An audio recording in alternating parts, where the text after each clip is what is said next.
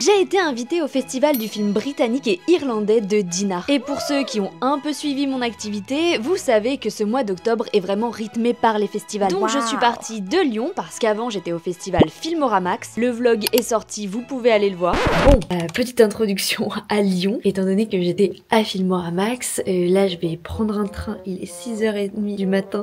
Je vais prendre un train pour monter à Paris et à Paris je ferai un changement pour aller à Dinard. Changement de festival, changement d'ambiance. Ah bah je vais pas vous mentir, c'était un peu tôt. Bon, en vrai je suis quand même repassée chez moi parce que je devais récupérer mes lunettes de soleil que je n'avais pas prises pour Filmoramax. Mais je viens de finir de rempacter un petit peu mes affaires et je repars. Mais d'ailleurs si vous avez pas vu mon vlog sur Filmoramax, vous pouvez aller le voir en premier parce que c'est vraiment une continuité là. On est un chassé-croisé, encore pire que l'autoroute au mois d'août. Hein. Bon allez, j'arrête de dormir 4 heures, je me casse. Dans le train j'ai regardé Megan is Missing et me voilà bien arrivée à Dinard pour cette deuxième année au festival. Je viens d'arriver dans mon hôtel. Je vais vous faire un petit room tour, évidemment. C'est tout mignon. On a une entrée comme ça. Évidemment, sur le lit, il y a tout ce dont j'ai besoin pour passer un festival sans encombre, n'est-ce pas? Il y a un miroir. Et puis après, une petite salle de bain assez classique. J'ai une baignoire, ça c'est cool. Et encore un miroir. Et il y a aussi l'entrée qui est comme ça. Et c'est marrant parce que ça fait vraiment une petite terrasse lodge vacances quoi. Et voilà, je suis prête pour la cérémonie d'ouverture. Oui, c'est les mêmes tenues que Filmoramax. J'ai envie de vous dire, je n'ai pas changé de tenue. Mais là, je vais essayer de voir si je peux aller manger un petit bout avant parce que je me connais. Moi et les festivals, j'ai un peu de mal à gérer la bouffe. Et je pense que quand la cérémonie sera terminée, les restaurants aussi le seront. C'est parti, direction le downtown de Dinard pour la cérémonie d'ouverture. Bon, la crêpe ce sera pour demain. Elle s'est foncièrement transformée en sandwich parce que j'avais pas le temps. Le sandwich triangle est le meilleur moyen de se nourrir en festival. Je suis arrivée devant un mur de gens, je savais pas vraiment par où passer, mais heureusement j'ai pu rentrer très rapidement dans la salle. Carrément en première en fait. Puis la cérémonie a commencé. Les discours, la présentation des films, du jury, même s'il y a eu un petit changement de dernière minute, parce que Rupert Everett n'a pas pu assurer la fonction de présidente du jury et a été remplacé par Claire Chazal. Puis nous avons vu le film d'ouverture, My Mother's Wedding. Alors ce premier film, écoutez, je vais pas vous mentir, j'étais extrêmement fatiguée. C'était difficile et là je vais rentrer tôt pour me reposer parce que l'enchaînement des deux festivals c'était un petit peu compliqué. Mais le film était pas mal, c'est vraiment je pense la définition de ce qu'on peut attendre d'une comédie dramatique parce que c'est drôle, vraiment il y a un humour anglais qui est présent mais c'est aussi assez triste et ça parle de deuil pendant l'enfance, ça montre ce qui peut nous arriver enfant ne nous définit pas forcément adulte et j'ai cru comprendre que c'était vraiment inspiré de la vie de la réalisatrice qui a dû perdre aussi des gens dans son enfance. Je trouve que c'est pas mal en tout cas pour commencer le festival parce que ça met un ton particulier et il était apprécié. À demain. Deuxième jour au festival de Dinard, même si c'est vraiment, pour le coup là, c'est la première journée. Pour de vrai. De bon matin, direction le petit déjeuner, et oui, on perd pas le nord ici, il faut prendre des forces pour regarder des films. Les festivals, c'est le seul événement où je me maquille complètement tous les jours. Sinon, dans la vie, à part mon eyeliner iconique, ça n'arrive jamais. Première séance de la journée, je vais voir un film qui s'appelle Damned. Alors, je me renseigne pas trop sur les films en avance, mais là, j'ai quand même l'impression qu'il s'agit d'un film d'horreur. En tout cas, il fait partie de la catégorie frisson. Donc bien ma cam, j'adore commencer par ça tôt le matin. Par contre il fait pas très beau, c'est un peu dommage. Mais c'est pas grave, le temps breton, j'ai l'habitude. Je dis ça parce que je suis bretonne, hein, me tapez pas. Direction le premier cinéma muni de mon petit ticket. J'avoue que je suis très intriguée par le film et à la fin, on peut voter pour le prix du public avec des petits Hitchcock. Et OV, t'es toujours en avance aux projections. Bon alors, The Damned, ça dit quoi? Alors ce film, c'était vachement bien. En fait, c'est assez simple dans sa narration, mais sa mise en scène, elle est très intéressante et elle fonctionne surtout très bien pour du film de genre et pour du film d'horreur. J'ai beaucoup sursauté et c'est ce que je lui demandais aussi un peu.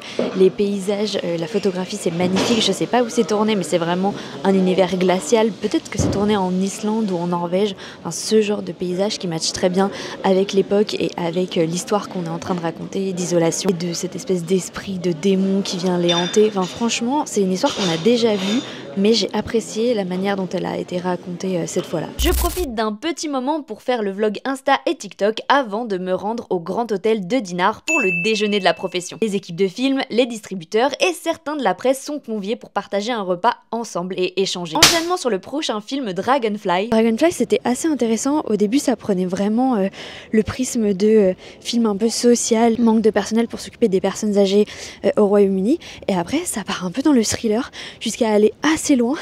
Donc j'ai trouvé cette possibilité assez chouette. Bref, j'ai quand même vu des bons films aujourd'hui. Le soir, j'étais conviée à une petite soirée avec piano, s'il vous plaît.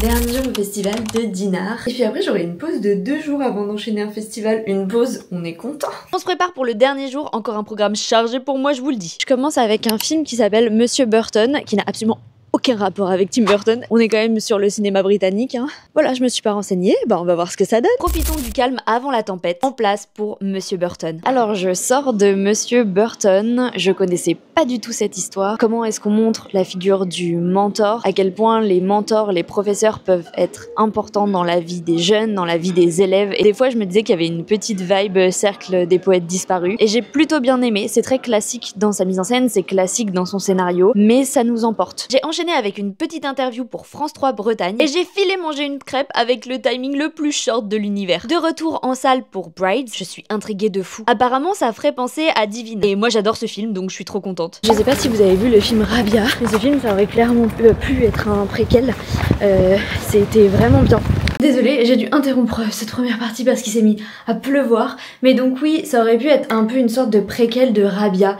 C'était vraiment bien, j'ai beaucoup aimé. Je trouve que c'est hyper important de parler de ces sujets et comme l'a dit la réalisatrice, c'est aussi là pour montrer voilà ce qui peut se passer quand les jeunes ne se sentent plus en phase avec la société. Vraiment l'influenceuse qui se change le plus vite de toute la France. Et je ne veux rien savoir. Ce que vous savez pas là, c'est que moi j'avais à peu près 10 minutes pour me changer, me maquiller au complet et là il faut que je me dépêche, je vous abandonne, désolé. Et oui, parce que ce soir c'est déjà la cérémonie de clôture et j'ai un dîner après, donc autant vous dire qu'il fallait que je ressemble à quelque chose. Mais avant j'ai réussi à aller voir The Run, un film interactif. C'était clairement last minute hein, mais j'ai bien fait. Vous allez choisir les choix pour la caractère principale, la protagoniste. Je viens de sortir de The Run et c'est la première fois que je faisais un film interactif dans une salle de cinéma.